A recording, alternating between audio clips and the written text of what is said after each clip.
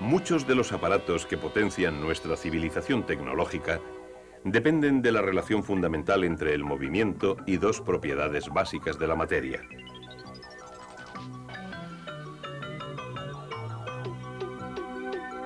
Ciencias físicas, electricidad y magnetismo.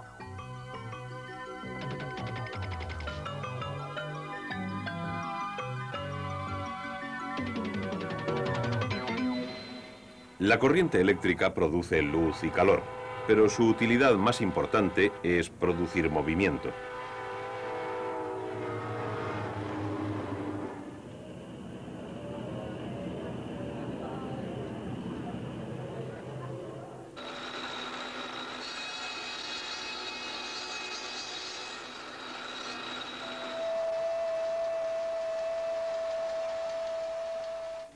Para ver cómo la electricidad produce movimiento, debemos comparar ciertas fuerzas.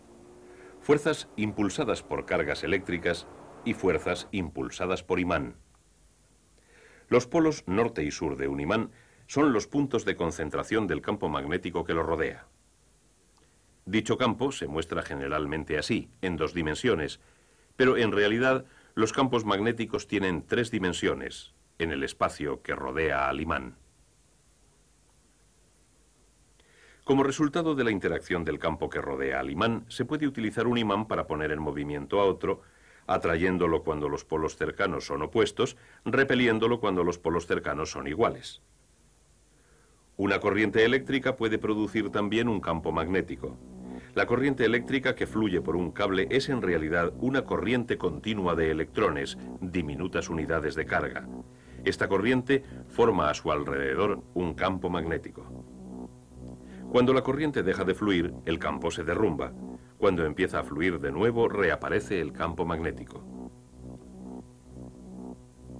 Y dos campos magnéticos interactuando pueden producir movimiento.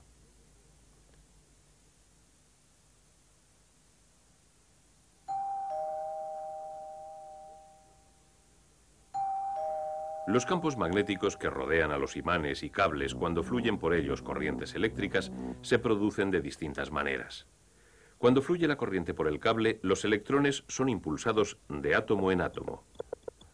Cada electrón en movimiento produce un diminuto campo que se extiende a su alrededor. Si se extienden suficientes campos alrededor de suficientes electrones, aquellos se combinan para formar un campo mayor alrededor de todo cable. Un campo similar rodea al imán. También es la consecuencia de las cargas en movimiento, aunque el imán no lleve corriente. Helo aquí. Generalmente, cuando los electrones se desplazan en el núcleo del átomo, los campos que crean tienden a moverse en todas direcciones y se anulan entre sí. Pero los átomos de ciertas sustancias magnéticas desprenden varios campos. Estos campos pueden combinarse para formar un campo mayor alrededor de todo el imán. Este campo es igual al que se produce en un cable cuando lleva corriente. Tiene un polo norte y un polo sur. Y cuando los campos magnéticos interactúan, desprenden fuerzas que producen movimiento. El campo magnético que se produce en un cable cuando lleva corriente se intensifica cuando el cable forma una espiral. Y cuando el centro de la espiral es de hierro, el campo se intensifica aún más al concentrarse el magnetismo y produce un electroimán, que es mucho más potente que un imán corriente. Los electroimanes también son útiles porque se pueden encender y apagar.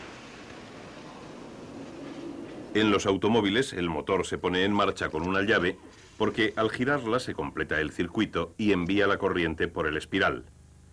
Su campo atraviesa el de un imán cercano y este se pone en movimiento cerrando el circuito que impulsa la puesta en marcha. En Japón, un tren experimental se eleva y es impulsado por una serie de electroimanes cuyos polos se repelen con los del tren.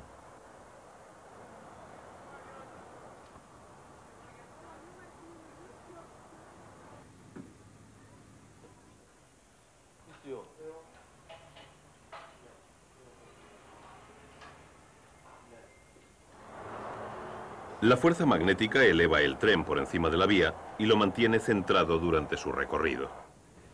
Esta fuerza magnética que mueve al tren produce movimiento en línea recta. Se trata de un movimiento lineal. Pero los motores eléctricos utilizan espirales o bobinados que llevan corriente, a la vez que imanes para producir movimiento giratorio. Las piezas más importantes de un motor son el imán y el espiral o bobinado. El imán suele tener forma de U.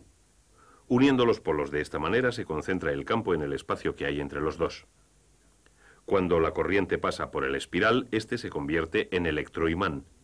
Si los polos norte y sur están junto a los mismos polos del imán, una fuerza los separa, volviendo el espiral hacia los polos opuestos del imán. Pero si se invierte la dirección de la corriente, cuando el espiral se desliza, es impulsado de nuevo. Esto ocurre porque al invertir la dirección de la corriente se invierten los polos del espiral. De nuevo, los polos iguales se repelen y mueven el espiral. Estos empujones se unen para formar un movimiento rotativo continuo mediante la continua inversión de la corriente en el espiral.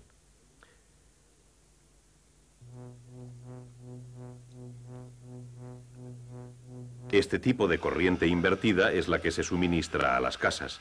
Se llama corriente alterna porque cambia constantemente de dirección, cerrando el ciclo cada 50 segundos.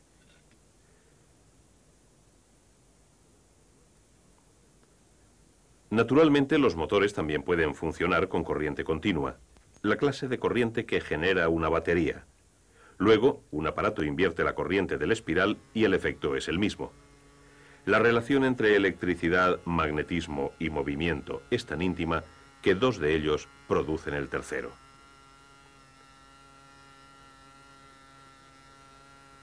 Por ejemplo, la potencia del agua que cae en una presa o la potencia del vapor de una planta eléctrica hacen girar un enorme imán mediante el espiral de un generador. El movimiento del imán produce una fuerza electromagnética en el espiral que hace que la corriente fluya por el cable. O sea, el movimiento y el magnetismo producen electricidad en el generador, mientras que la electricidad y el magnetismo producen el movimiento de un motor. La mayoría de los motores eléctricos dependen de la corriente que producen los generadores, y estos son los responsables de las enormes cantidades de energía eléctrica de que depende nuestro mundo tecnológico.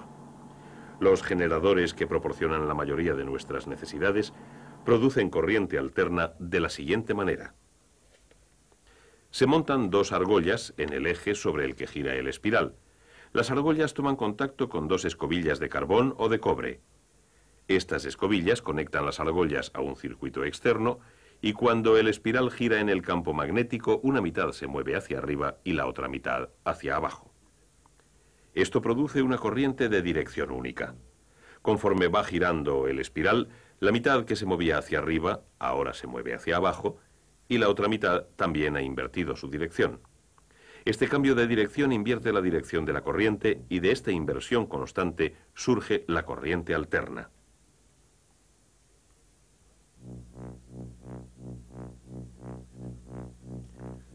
Los generadores pueden también producir corriente continua sustituyendo las argollas por un conmutador como el que se usa en los motores.